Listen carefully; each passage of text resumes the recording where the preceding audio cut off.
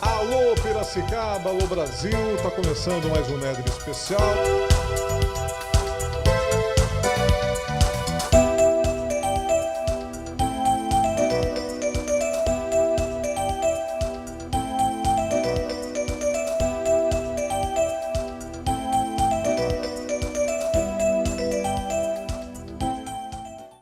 Alô Piracicaba, alô Brasil, tá no ar o nosso Néder Especial de hoje. Estou aqui ao lado do vereador Pedro Kawai, do PSDB. Vamos falar sobre assuntos importantes de nossa Piracicaba.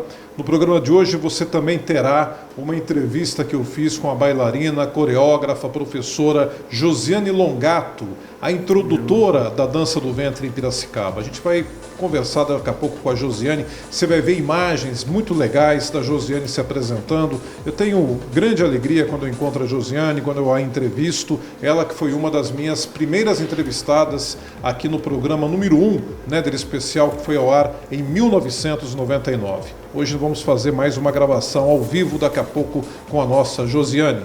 E eu quero começar o programa ao lado do meu amigo Pedro Kawai, vereador atuante na cidade de Piracicaba, uma figura incontestavelmente líder política da cidade, tem um trabalho muito importante na Câmara de Vereadores e que tem sido agora um referencial também na luta contra situações tristes que Piracicaba tem vivenciado. Uma delas é esse projeto de transferência da Biblioteca Municipal e da nossa Pinacoteca, Casa das Artes Plásticas Miguel Arcanjo Dutra, para o Engenho Central. Um projeto que está contrariando a classe artística da cidade, aqueles que defendem a história e a população de maneira geral. Pedro, prazer tê-lo aqui mais uma vez, e esse é um assunto que realmente tem sido pauta dos vereadores também na Câmara. Eu queria que você nos desse aqui um parecer de como está essa situação. Eu vi que teve manifestação de artistas essa semana, o abraço na Pinacoteca. Prazer em tê-lo aqui, Pedro. Muito obrigado, Néder, obrigado aos telespectadores, uma alegria muito grande poder participar do teu programa mais uma vez e para falar de um assunto muito triste, né, Néder? Eu acho que, infelizmente, a nossa cultura está sendo dilacerada, a gente um dos ataques à nossa cultura é essa mudança da Pinacoteca já anunciada. Existe um estudo já, como você mesmo disse, da mudança da biblioteca e fora outras coisas que estão acontecendo que estão arrebentando com a nossa cultura, infelizmente. Como, por exemplo, o fechamento de 2 bibliotecas na periferia. Uma no Parque Orlando e outra no Industrial. Então, são periferia que precisa ter o acesso à cultura gratuito. E essa história da mudança da Pinacoteca e usando como argumento a sede para a Polícia Federal é totalmente equivocado, ao meu ver de muitas pessoas, por vários motivos. O mais importante de todos é a questão da preservação do patrimônio público e material, que é a questão da construção do prédio, né? Uma sede própria de anos e anos e anos, que foi construída, pensado em ser uma pinacoteca, pensado em um lugar representativo para os artistas plásticos, desde Miguelzinho Dutra e até hoje, né? E também a questão do imaterial, ou seja, é a história, tem todo um trabalho, o porquê, uma luta, uma conquista, né? De você procurar articulações com o poder público, para você receber um lugar, e ali é um lugar que os artistas usavam, um jardim que usavam para pintura. Então, tem a alma das artes plásticas da nossa cidade ali. E é claro que a gente tem que registrar, Néder, que nós não estamos discutindo se o prefeito pode ou não pode tomar atitudes como essa. A gente entende que ele pode, afinal de contas, infelizmente ou felizmente, a população o escolheu como prefeito para tomar algumas decisões. Só que ele tem que entender também que a população tem todo o direito e os segmentos de se posicionarem contrários a ações como essa, atitudes que ele toma. E não podem levar por isso que é uma perseguição política, como foi dito há alguns dias. Na verdade, nós estamos muito chateados, estamos brigando e muito para que ele reveja essa situação. Inclusive, nós já estamos apresentando, se a ideia é né? E o argumento é que a Polícia Federal não vai ficar em Piracicaba por conta de não ter um outro local de atendimento. Se a Polícia Federal já tem mais 3 cidades implorando para ir para essas outras 3 cidades, então vamos dar outra opção para ele, não precisa ser a Pinacoteca. Por exemplo, inclusive na sessão camarada de segunda-feira, eu levantei a questão, o prédio do Detran, um excelente prédio, estrutura física pronta, salas, pátio, estacionamento, por que não lá? Ah, mas está preparado, estão esperando a Semutran. Se o assunto é urgente, a Semutran que continue onde está e leve a Polícia Federal para esse prédio e depois se procura um lugar para a Semutran. Ou até, também citei outro exemplo, que é a questão que já existe, como estão falando da mudança da Pinacoteca e da biblioteca, já existe um estudo de mudança da central de obras ali na Vila Monteiro, atrás do cemitério, para o prédio da Indap. Então, use aquele espaço para a Polícia Federal. Por que não? Ou, por que não, então, tirar, já que a Indap está sobrando espaço na Indap, tire a Indap de lá, leve para o centro cívico, que daí você deixa até mais próximo da população, tudo bem. Correto. Que a Indap é a periferia, é um lugar que mais precisa da Indap, mas leve a Indap para o centro cívico e dê o prédio da Indap para a Polícia Federal, já que é tão urgente o assunto. Então, não é porque a Polícia Federal não é argumento.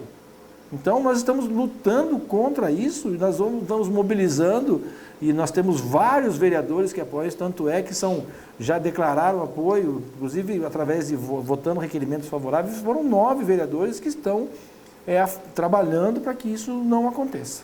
É uma pena, né? É uma situação realmente muito triste, e não houve diálogo com a classe artística de Piracicaba, o que é muito lamentável, porque é normal o administrador público, independentemente do poder que ele tem de tomar essas decisões, mas é normal que ele abra uma discussão, um debate, que ele consulte as pessoas que fazem parte daquela história, que vai ser alterada, que vai ser interrompida, que vai ser tirada de local. É uma pena, mas não houve também esse diálogo. Nem com a Câmara, nem com a classe artística, nada. Nada, porque veja só, e aí nós estamos falando de conversas, nós podemos até conversar por representatividade. Nós temos a Frente das Culturas, nós temos a APAP, a Associação dos Artistas Plásticos de Piracicaba, nós temos o Conselho de Cultura da cidade, nós temos vários representativos, não precisa ser o Pedro, ou a Rai, ou a Silvia, ou a Cássia, ou o Tiago, a Ana, seja quem for, chame os segmentos representativos, a representatividade, chame para conversar, discuta isso. Discuta, por exemplo, com os arquitetos, com o CODEPAC. Será que o CODEPAC aprovou isso? O CODEFAT, que é o Engenho Central, ele está em processo de fundamento estadual pelo CODEFAT. Será que tudo isso foi ouvido para que isso aconteça? Desalojou-se o salão de humor rapidamente, numa correria, numa sangria desatada, que tanto é que foi tão correndo, tão apressado, atabalhoado, que o acervo, mesmo que seja o acervo de réplicas ou de reproduções, foi armazenado de maneira totalmente inadequada num galpão, que daí gerou uma denúncia de outras entidades, que eu e a Frente das Culturas, a Frente Parlamentar de Cultura foi lá visitar, e aí depois o Adolfo, ele organizou, junto com a equipe do Padovani, eles organizaram, e aí sim estava organizado o acervo de salão de humor de maneira adequada. Então, para que ele fazer de forma atabalhoada? E para quem acompanha um pouquinho a cultura, vai entender do que eu estou falando. Você transportar 900 obras, que é o acervo da Pinacoteca hoje, 900 obras de arte, não é a mesma coisa que você transportar 900 mesas, que você põe num caminhão da prefeitura e leva para outro lugar. As coisas não funcionam assim. Você tem seguro, você tem que levar para um lugar climatizado, hermeticamente protegido e tantas outras cuidados, e isso requer cuidados, requer formas profissionais capacitados para isso, e não de forma atabalhoada como foi, por exemplo, o acervo do Salão de Humor, de um galpão para o outro, e que aparentemente está sendo conduzido da forma da Pinacoteca da mesma maneira. Essa é a nossa grande preocupação. E a gente fica muito triste ao perceber que as bibliotecas da periferia também estão sendo desativadas. A dúvida que fica no ar é qual é o projeto que se tem, portanto, para essa área cultural, para a área de levar até as pessoas, principalmente as mais carentes, informação, cultura, lazer cultural, né? Tudo isso é preocupante. Né? Muito preocupante, Néder. E aí, quando a gente começa a pensar, a abrir o leque de preocupações, que são muitas preocupações, aí entra na questão social, por exemplo, que você diz a questão da levar cultura para a periferia, né? Levar a biblioteca, tirar essa oportunidade das crianças e adolescentes terem um espaço de leitura. E é importante lembrar que a gente não pode fazer um quantitativo do uso desses espaços de 2019 a 2020 e nem 2021. Nós vivemos um ano atípico. Exatamente, né? exatamente. Você não pode falar que a Pinacoteca recebeu 30 pessoas em 2020. É claro que ela recebeu só 30 pessoas em 2020. Porque não teve nada, era tudo proibido. Lógico. Né? Nós não tivemos. E aí é um outro assunto que nós não comentamos. São vários assuntos. Nós não tivemos belas artes, artes contemporâneas, aquarela. Não houve atividade. Só houve, na questão de artes plásticas, só houve o Salão de Humor. E virtual. E depois, agora, esse ano, o Almeida Júnior virtual. Mais nada. Como é que eu posso quantificar um público? E aí, quando você pensa no social, a gente reflete no uso atabalhoado do engenho, a ocupação do engenho central, não é nem uso, é a ocupação do engenho central de maneira atabalhoada. Como é que vai ficar a Festa das Nações? Que atende as entidades sociais do nosso município. Como é que vai ficar a Paixão de Cristo? Né? As entidades do município dependem da Festa das Nações para sobreviver no seu ano, para atender inúmeras pessoas. E aí, você pega, você quebra, e tem outro detalhe, quando a gente fala, a gente bate muito nessa tecla na questão da ocupação atabalhoada. Como é que foi feito o uso do engenho central nos últimos 16 anos, 20 anos? O governo Machado desapropriou, o primeiro governo do Barjas pagou, e de lá para cá, do segundo do Barjas, o Gabriel Ferrato, que inclusive é vice-prefeito do município, foi feito todo um planejamento de investimentos e de lá para cá, vejam quanto melhorou o engenho central.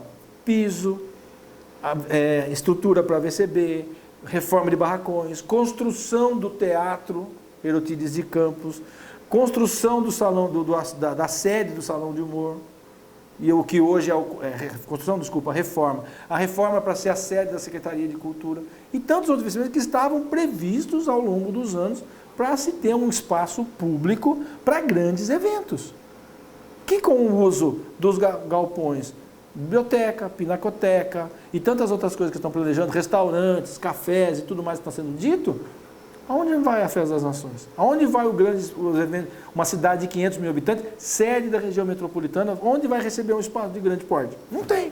De novo, aquela impressão que todos nós temos, e temos razão de ter essa impressão, de que, evidentemente, não há estudo de projeto para ser colocado em prática, até porque são ações que demonstram falta de sensibilidade, tanto para a parte social quanto para a parte cultural, infelizmente. Né?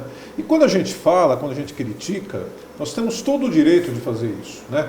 Eu tenho percebido que algumas pessoas estão apelando, estão fazendo às vezes até ofensas pessoais em redes sociais. A gente teve essa semana muitas agressões que eu vi a pessoas que não mereciam ser agredidas da maneira que foram, né? E com mentiras, com colocações às vezes totalmente infundadas em realidade. É uma pena porque assim como falta o debate para essas mudanças todas que se quer fazer, falta também o debate para aceitar a crítica e para aprender com a crítica. É uma questão também de humildade que a administração pública de Piracicaba tem que começar a ter. CPI da merenda é outra questão que tramita na Câmara de Vereadores e que também preocupa bastante pelo encaminhamento que as coisas vêm tendo, né, vereador? É só complementar, né, Néder, que a questão da Pinacoteca, e se ele quiser, se o Executivo quer entender o que de fato é a Pinacoteca do município, procure esse grupo que está se reunindo, né, que fez o abraço, que fez inclusive uma ação hoje lá na praça de exposições, que vai começar a fazer praticamente todos os dias. Então procure, senta para conversar, aquilo que você falou, diálogo, e nada mais grandioso do agente público é perceber o seu erro e recuar, exatamente, rever as ações. Aí é coisa grande, né? É coisa grande. Fantástica. Com relação à CPI da merenda, é muito preocupante.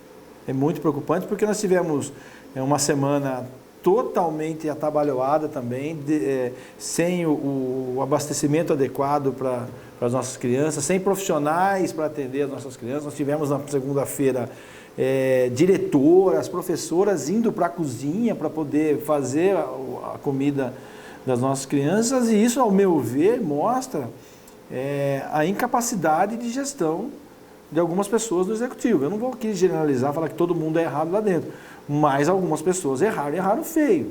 A culpa é da empresa que não é adequado, ou a culpa é da empresa...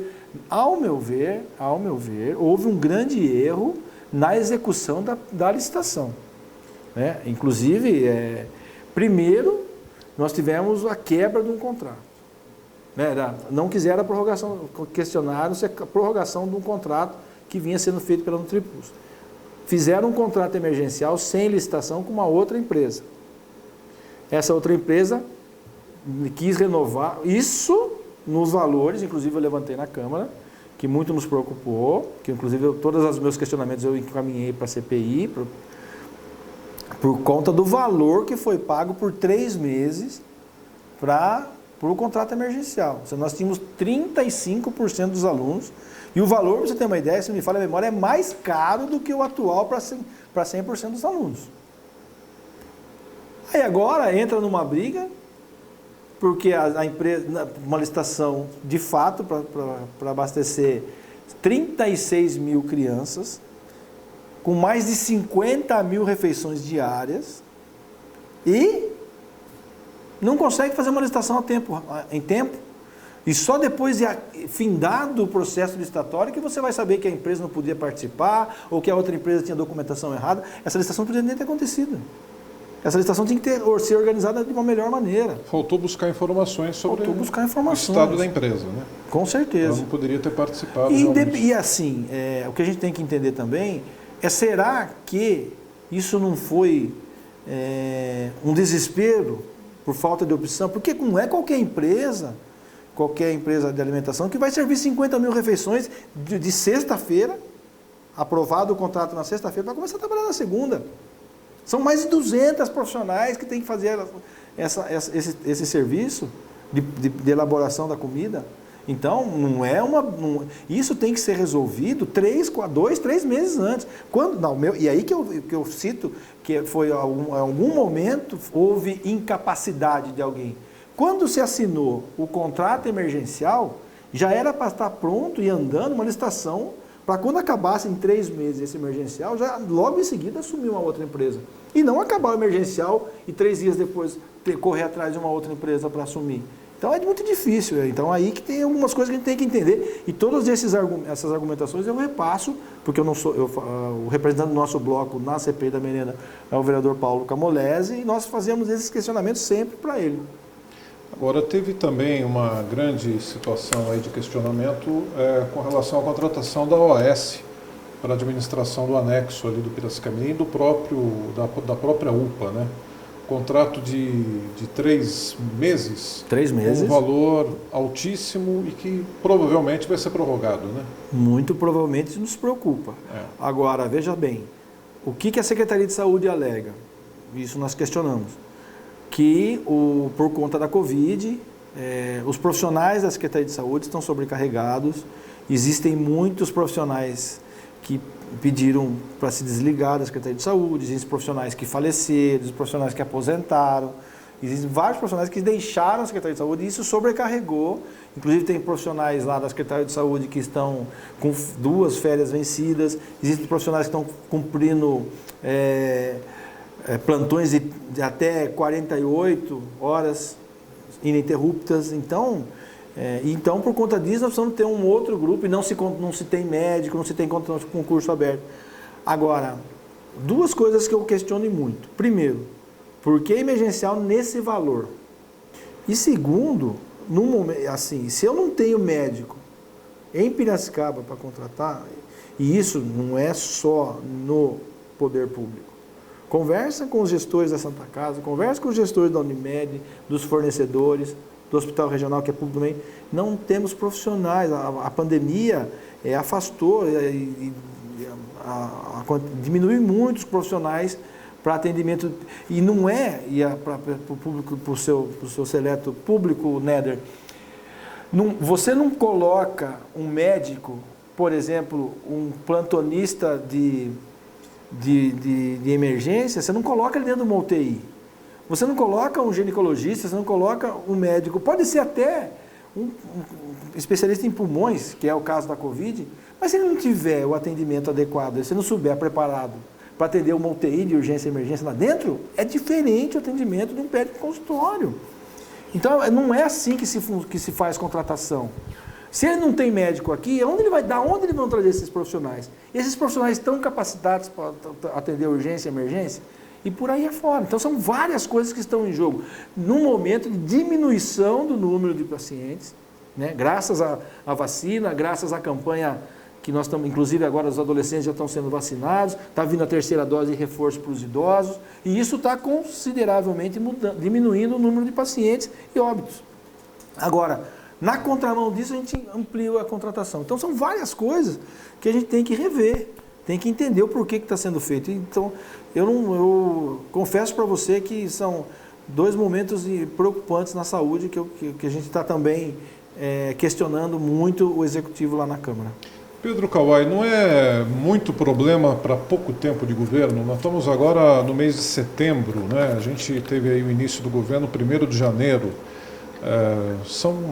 Estamos no mês 9, é o 8º mês, se for fazer a contagem, dá 8 meses. 8 quer meses. Dizer, não deu nenhuma gestação ainda e nós já temos muitos problemas, Muitos problemas, afinal de contas, e eu até entendo a questão da inexperiência, isso nós falávamos, e às vezes parecia conversa de campanha, mas era a inexperiência da gestão pública, porque você fazer a gestão de uma cidade de 500 mil para 450 mil habitantes não é para qualquer um, tem que ser pessoas capacitadas, que tenham conhecimento técnico e político para isso. Esses problemas que nós acabamos de elencar, nós temos também outros problemas, como, por exemplo, o fechamento do observatório municipal, que já foi declarado que vai ser fechado. Por qual razão? Foi dado algum motivo ou não? Por conta da pandemia, e aí veio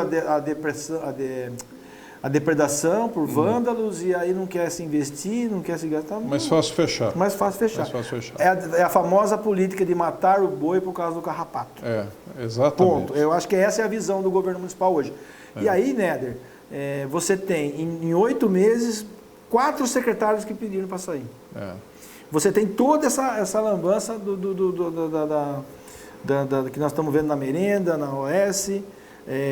Nós vemos também a Secretaria de Agricultura, por exemplo, fechando os varejões para participação popular, somente o uso específico para varejões, e depois nós vamos estudar agora, depois de 2, 3 meses fechado para pessoas praticarem esporte, para praticarem encontros sociais, tudo bem que a pandemia não deixou, mas não vai usar. Né? Nós temos, por exemplo, grupos que usavam há mais de 10 anos espaços da Secretaria de Cultura que simplesmente não vai usar mais. E depois de 2 meses agora que vai apresentar um estudo de como usar o espaço adequadamente. Se você tem um olhar de atendimento diferente do que vinha sendo feito, então apresente primeiro, não pare o atendimento. Exatamente. Cancelamento dos contratos e de convênios com as entidades esportivas. São 52 modalidades que há quase 1 ano não têm um atendimento para as crianças e adolescentes. Cancelamento de contratos da cultura, do atendimento nas oficinas culturais. E por aí vai. Então é muito triste ver Piracicaba dessa maneira. E eu espero muito, Néder. Às vezes as pessoas falam, o Pedro quer ver o circo pegar fogo porque para ele é melhor por causa que ele fazia parte do antigo governo. Não, muito pelo contrário.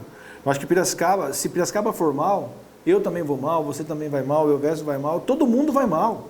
Então a gente tem que trabalhar para Piracicaba melhorar. Agora, é aquilo que você falou, se a pessoa não está aberta para o diálogo, se a pessoa não quer que você participe quer restringir a sua participação em outros eventos que estão junto, às vezes, sei lá o porquê, mas eu vou continuar me posicionando, tudo que for bom para a população, eu vou continuar falando bem. Por exemplo, vamos falar do famoso ampliação da UPA do Piracicamirim. Sim. Eu até acho que foi uma boa. é construção de container, o valor também está um pouquinho acima do que a gente imaginava, mas a gente sabe também que tem algumas coisas que acontecem até por conta da construção civil, aconteceu muita coisa, mas a gente também está de olho nisso, no valor que foi pago na ampliação do Piracicamirim, mas a gente espera que conforme as normas, os dados técnicos foram apresentados, que ela tenha uma durabilidade grande mesmo, que daí com o fim da pandemia você transporta a população, porque não, como é que Piracicaba ia parar de fazer o atendimento na UPA do Piracicamirim, por exemplo, nós vamos pensar só em UPA, em atendimento geral. Piracicaba, as UPAs atendem por volta de 10, 12 mil pessoas mês. Então, como é que você para um atendimento de 12 mil pessoas para poder fazer uma reforma, por exemplo, que tanto se fala na reforma do Piracicamirim? Então, com essa, mesmo que seja de container, você consegue fazer esse remanejamento e fazer uma reforma do Piracicamirim, como, por exemplo, foi feito no governo anterior, uma construção de uma nova UPA na Vila Cristina, que é um mini hospital ali no Jaraguá. Ficou lindo. Ficou maravilhoso. Você tira daí o atendimento. Lindo e eficiente, né? Lindo, eficiente e equipado, com equipamento de primeira linha. Aí você tira todo o atendimento que era na Rua do Tavares, passa para a Dona Nésia, então você consegue aí reformar. E o que foi feito? Reformou-se o antigo da Raposo Tavares, que hoje, se não me falha a memória, é o CAPES, vai ser atendido. Então isso você consegue fazer. Então, muitas pessoas criticaram a nova UPA do Piracicamirim, mas eu até entendo que foi uma boa. Só que, por exemplo, eu não acredito que esteja sendo usado agora, por exemplo. Então, também queda livre, por causa né? da queda Os livre. casos de Covid, graças a Deus. Graças a Deus. Então, algumas coisas a gente entende que existem pontos positivos, mas tem muito ponto negativo que não dá tempo de elogiar os positivos. Tá certo. Vereador Pedro Kawai conversando com a gente nesta edição do nosso NEDER Especial, falando das questões que envolvem aí a nossa cidade de Piracicaba e que preocupam a todos nós. Bom, voltando para a questão da Pinacoteca, o que faremos então? Faremos essas reivindicações, as pressões, os artistas criando ali as suas manifestações, inclusive no Facebook temos grupos, né, de mobilização, muitas pessoas especialistas falando, inclusive eu ouvi essa semana um comentário, eu não me lembro de qual foi a pessoa que fez esse comentário, acho que mais de uma pessoa fez a citação de que os espaços culturais eles têm que ser descentralizados. Essa ideia de se centralizar tudo num ponto só é ruim, não é democrático e não é natural também, né? Você quer fazer um projeto artificial, não valorizando aquele projeto que foi enraizado pelo povo, que foi aprovado há décadas, né? Como o caso aí da Pinacoteca. É verdade, Néder, porque veja só, se a gente olhar o público que frequenta o Engenho Central aos finais de semana, é o grande fluxo de pessoas, vamos esquecer a pandemia, né? O grande fluxo de pessoas que frequentam o Engenho Central são aos finais de semana e uma boa parte disso são turistas, né, que passam por esse cabo. Então, qual que é o posicionamento da classe artística hoje? Ninguém é contra você levar exposições na Pinacoteca, você levar espaços de leitura para o Engenho. Ninguém é contra isso, porque você amplia o atendimento. Você tendo um espaço da Pinacoteca, como o seu, você tendo mais um espaço... tem mais um espaço que foi fechado. O ponto de leitura no Parque da Rua do Porto. Meu Deus mais um ponto da biblioteca fechado. Meu Deus do céu. Então, você amplia o atendimento. Porque Piracicaba pulou, em 2005 para 2020, de 5 espaços culturais para 25. Mais 5 do turismo, que as duas secretarias estavam juntas, então nós tínhamos 30 pontos de atendimento. Então, a questão é ampliar, descentralizar. Quando você reúne tudo no espaço, o olhar para o Engenho Central não é de formação de público, não é de atender o piracicabano, e sim transformar o engenho em mais um espaço turístico, que é diferente do espaço cultural. Traz pessoas? Traz um olhar diferente? Traz. Mas não traz, por exemplo, aquela pessoa da periferia, ele não vai se deslocar. Ele não ia na Pinacoteca também, mas então leve a Pinacoteca, leve artes plásticas, como foi feito no governo anterior, no Zazá, no Mardedini, no Ioserra, no 1º de Maio, ou no Hugo Pedro Garrador de Santa Terezinha, no Antônio Pacheco, lá na Paulista. Leve os espaços, forme público, criança, adolescente, idosos, para depois um dia, olha, nós temos uma exposição na Pinacoteca. Aí ele se interessar em conhecer a Pinacoteca. Exatamente, descentralizar, mas manter a base, né? E infelizmente não é isso que está sendo planejado. Pedro Kawai, um grande abraço, sucesso, prazer em tê-lo aqui com a gente mais uma vez. O Pedro tem sido muito ativo, já no seu 3º mandato na Câmara, tem muita experiência, muito conhecimento e é reconhecido aí pela sua luta pela população. Um abração a você, esperamos que esse pesadelo acabe em final feliz para a população de Piracicaba, para a cultura piracicabana e, acima de tudo, para garantir a preservação histórica da nossa cidade. Com certeza, Alexandre. E a luta não vai parar. Nós vamos continuar brigando, nós vamos continuar pedindo, vamos continuar implorando para que o prefeito reveja isso. Inclusive, já tem um grupo se manifestando juridicamente contra isso. E a gente, com certeza, se Deus quiser, o prefeito vai rever isso e vai entender essas outras opções para a Polícia Federal. E tudo isso não vai passar de um pesadelo para todos nós. Obrigado, Pedro. Obrigado, Nélio. Obrigado a todos. Vereador Pedro Kawai com a gente. Nós voltamos após o intervalo, trazendo a nossa conversa com a bailarina, coreógrafa, professora Josiane Longato. Em instante só, nós já voltamos.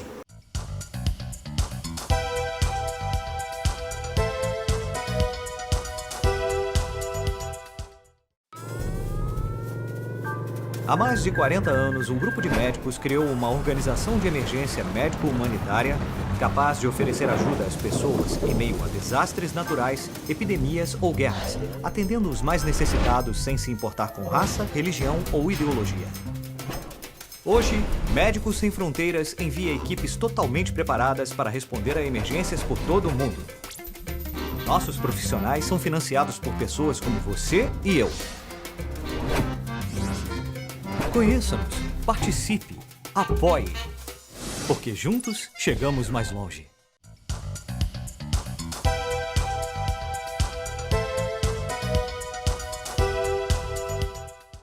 No programa de hoje eu estou recebendo uma querida amiga, é a bailarina, coreógrafa, professora Josiane Longato, que é a pessoa de destaque quando se fala em dança do ventre na cidade de Piracicaba. Tudo bem, Josiane? Prazer recebê-la aqui, viu? Tudo bem, né? O prazer é meu.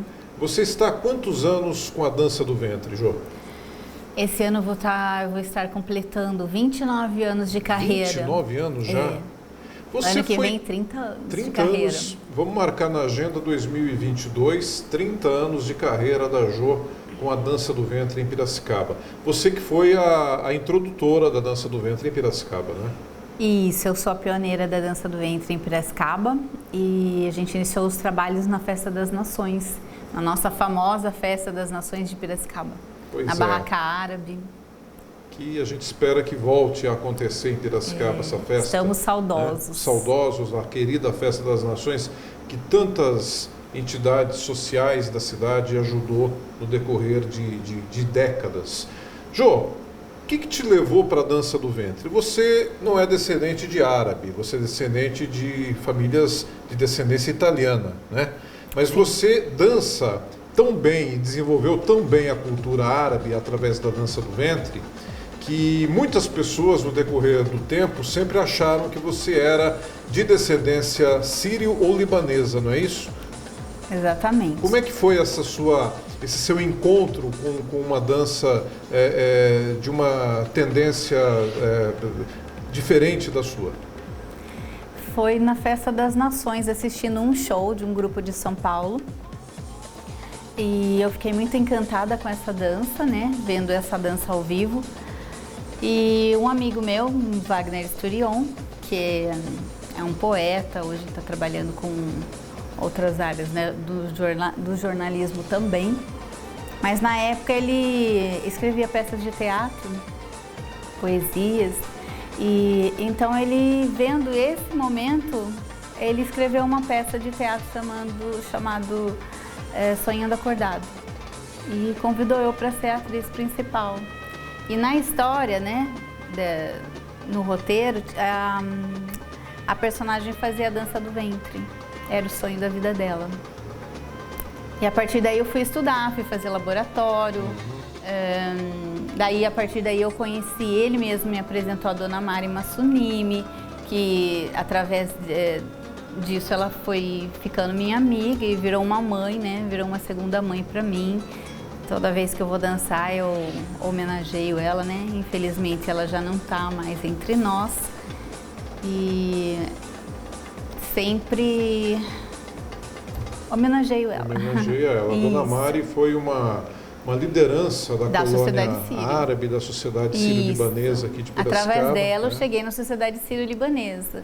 E na sociedade sírio-libanesa você fez história, você foi por muitos e muitos anos aquela pessoa que não apenas apresentava-se na dança do ventre, nos eventos, como tinha um time de bailarinas que te acompanhavam, e você deu aulas na sociedade sírio-libanesa por muitos anos, né? Inclusive suas aulas não apenas eram feitas para meninas, mulheres da comunidade sírio-libanesa, mas como pessoas de outras descendências iam lá fazer a dança do ventre. Eu achava isso, e acho até hoje, que foi um dos pontos mais importantes desse seu trabalho, porque você permitiu que a cultura de um povo pudesse ser dividida e compartilhada com outras descendências, com outros povos, né? Isso foi simplesmente mágico, é aquilo que se fala muito hoje, que é a diversidade da cultura, da arte, né? Isso é uma coisa que marcou bastante, né, Jô? A sociedade sírio-libanesa foi um ponto fundamental, porque foi em meados de... há uns 20 anos atrás, né? Então foi onde... Acho que mais, foi no final da década de 90, né? 97, 98. Quem me levou para lá também foi o João Tacla. Sim. Na época ele era o diretor, né? Com a Cristina Tacla. João e Cristina Tacla. Isso. Exato.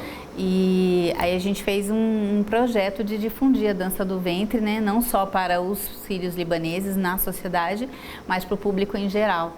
E onde mais as meninas gostavam de fazer e mais procuravam era na sociedade. Até hoje elas perguntam, tem aula na sociedade? Né? Porque infelizmente agora a gente não está mais tendo, né? De um tempo para cá não foi mais permitido. E estão usando o salão para outras coisas, outros eventos, não deu mais certo. Mas é o lugar que mais as pessoas assim gostavam de fazer. Né? Marcou. Foi um marco mesmo.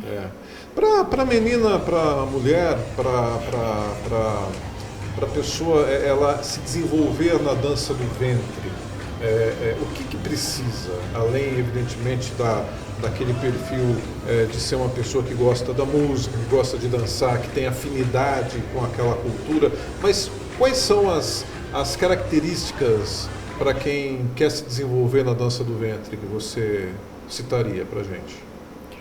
Bom, para fazer dança do ventre, você não precisa ter nenhum tipo de característica específica.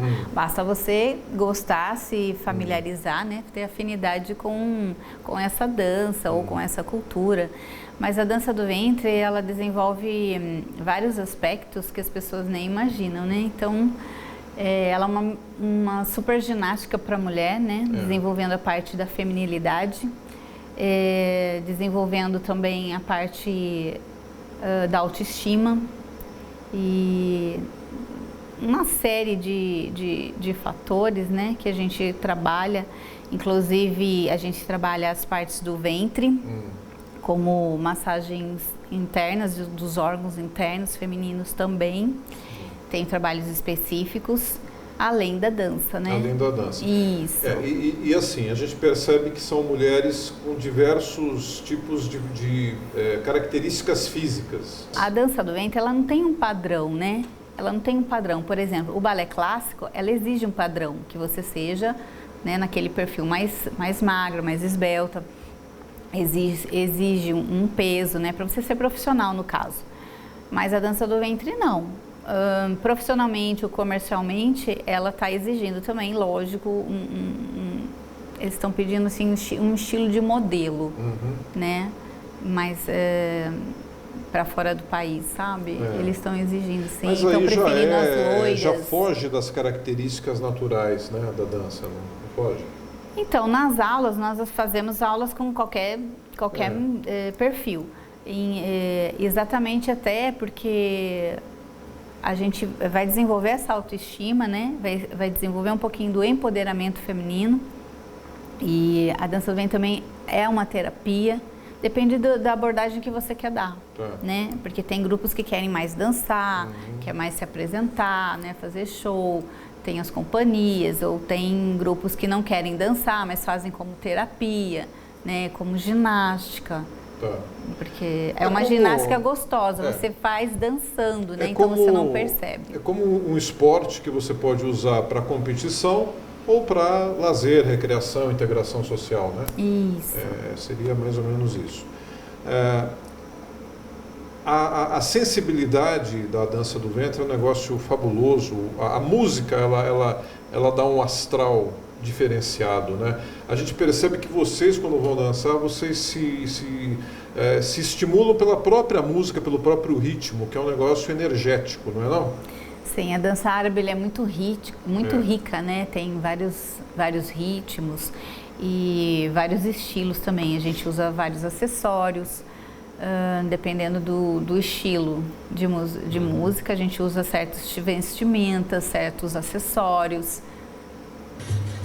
Legal, muito bem. Josiane Longato. Você já viu vários, né? Eu já vi vários. Você já A Josiane, inclusive, ela tem uma dança que ela faz com a espada, né?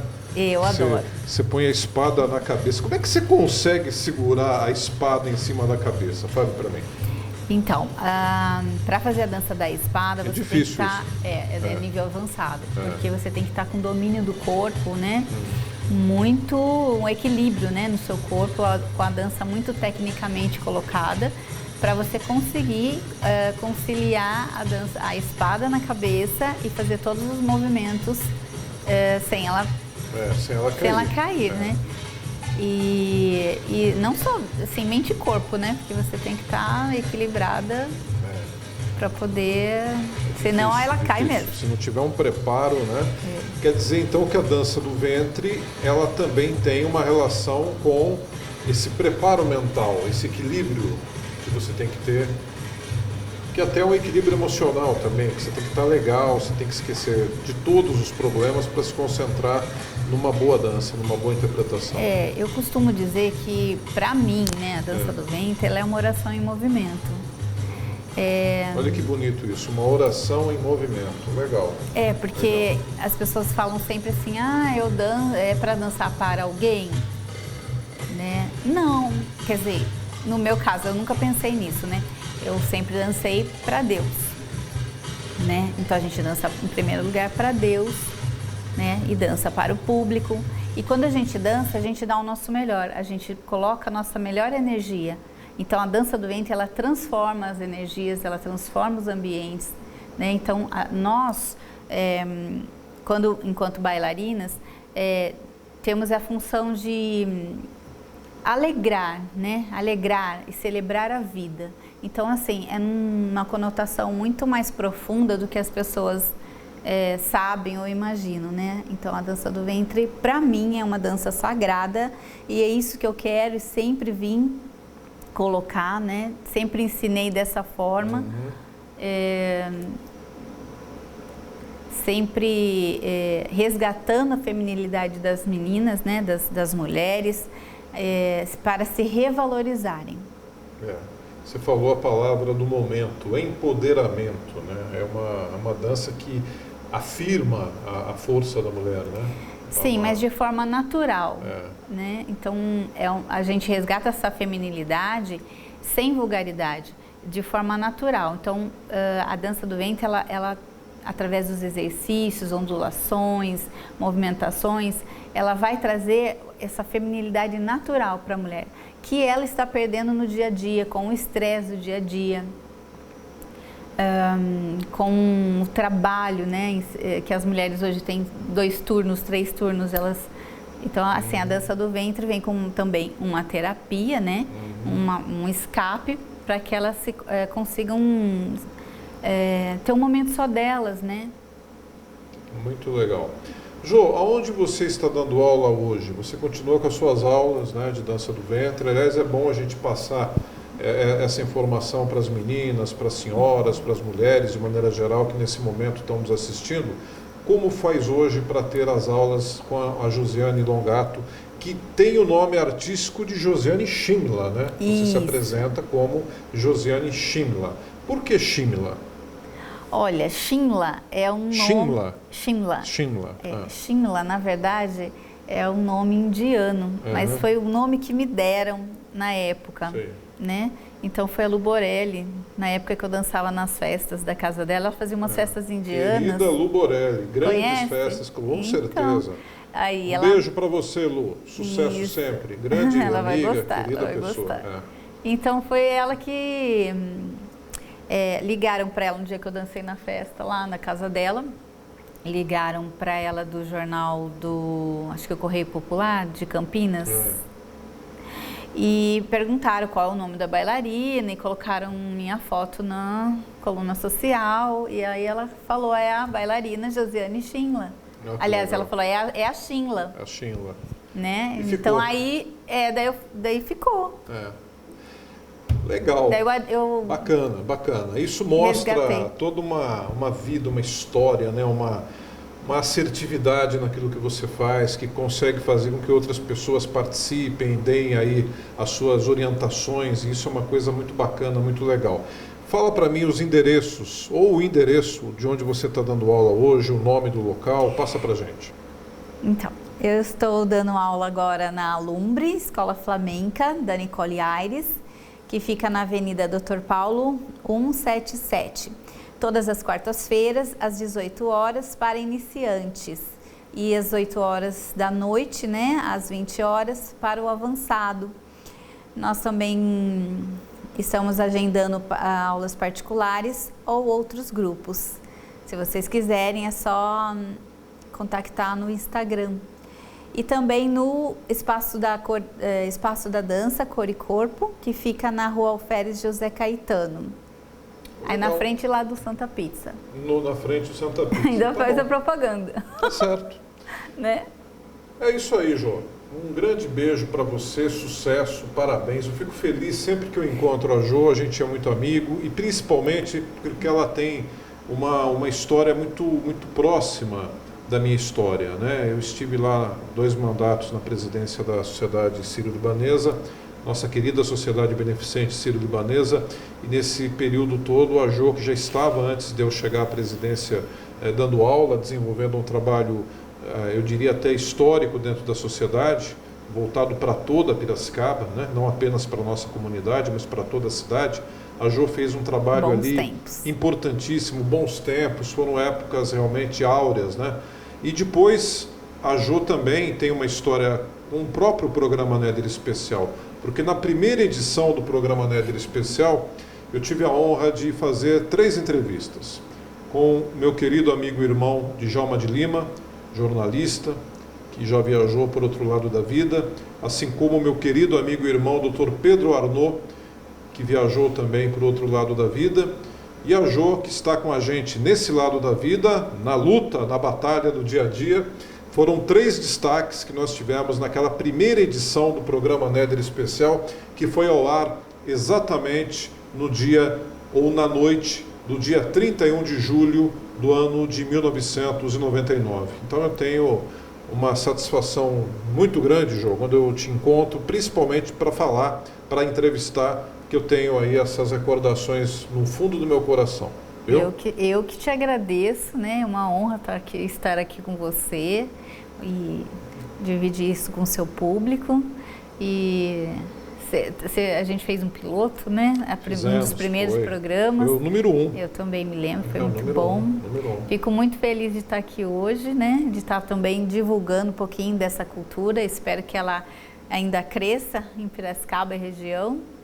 E agora, se Deus quiser, nós vamos estar abrindo os teatros, a gente vai ter apresentação agora para todo mundo ir prestigiar. Se Deus quiser. Deus ouça essas palavras suas, que a já gente consiga... Já estão marcados no Teatro Municipal Lu Soneto, no dia 13 e 14 de novembro, com a Cor e Corpo. A Coricorpo se apresenta Vai se dias apresentar. 13 e 14 de Isso, novembro. nós vamos começar os trabalhos para se apresentar. E se tudo continuar bem, nós teremos a partir de novembro apresentações com o público em pé, conforme já determinou aí essa liberação, essa flexibilização do governo do estado de São Paulo, né? Graças a Deus. E posso divulgar o meu canal? Deve, por favor. Meu canal é Josiane Schindler Danças Orientais. No YouTube. No YouTube, Legal. tá bom? Beijão é pra Josiane você. Schindler. Tá aqui embaixo, tá na telinha aqui. Ah, você pra coloca para mim depois. acompanhar. Estamos colocando já, nesse momento já está aparecendo para você acompanhar. Fica com Deus. Ó, sucesso, beijão. Beijo, fica com Deus. Obrigado à minha querida amiga, professora, coreógrafa, bailarina Josiane Longato, a Josiane Schindler, conversando com a gente no programa de hoje. A você que está em casa, o meu abraço, o meu carinho, obrigado pela sua atenção. Nos prestigie no canal Neder TV do YouTube e nos assista na nossa TVR, canais 26 e 526 da NET Claro. Estamos juntos com você. E também nas redes sociais. Tenha um excelente dia, maravilhosa noite, fabulosa semana. Esteja, fique sempre com Deus. Tchau, valeu!